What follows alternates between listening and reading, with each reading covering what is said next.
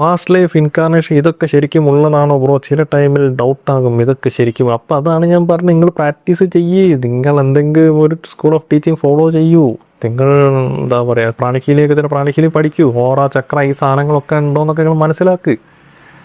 അപ്പോൾ എന്താ പറയുക, നമ്മൾ കുറേ ആൾക്കാരുണ്ട്, അത് നമ്മൾ എന്തെങ്കിലും ഒരു സ്പിരിച്വലായിട്ടുള്ള എന്തെങ്കിലും കോഴ്സസ് അല്ലെങ്കിൽ ക്ലാസ്സിന് ഇൻവെസ്റ്റ് ചെയ്യുക എന്ന് പറയുന്നത് തന്നെ ഓരോ കൊല്ലത്തിൻ്റെ സംഭവം എന്ന് പറയുന്നത് നടക്കുന്നു. പക്ഷേ ആലോചിച്ച് നോക്കിയാൽ അതല്ലേ നമ്മുടെ മെയിൻ സംഭവം.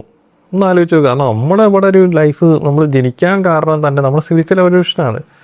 അപ്പോൾ നമ്മൾ ബാക്കി എല്ലാ സംഭവത്തിനും ഇൻവെസ്റ്റ് ചെയ്യുന്നത്, കോഴ്സ് ചെയ്യുന്ന എല്ലാ സംഭവങ്ങളും ചെയ്യുന്നത് ഇതിനു വേണ്ടി നമ്മൾ എന്താ പറയുക, ഞാൻ കോഴ്സ് നടത്തിയ സമയത്ത് എനിക്കുണ്ടായ അനുഭവങ്ങളുണ്ട്. കുറേ ആൾക്കാർ നമ്മളെ മാർക്കറ്റിംഗ് ടീമിനൊക്കെ പറഞ്ഞിട്ടുണ്ട് സ്പിരിച്വലായിട്ടുള്ള സംഭവത്തെ നമ്മൾ പൈസ ഇറക്കുക അത്.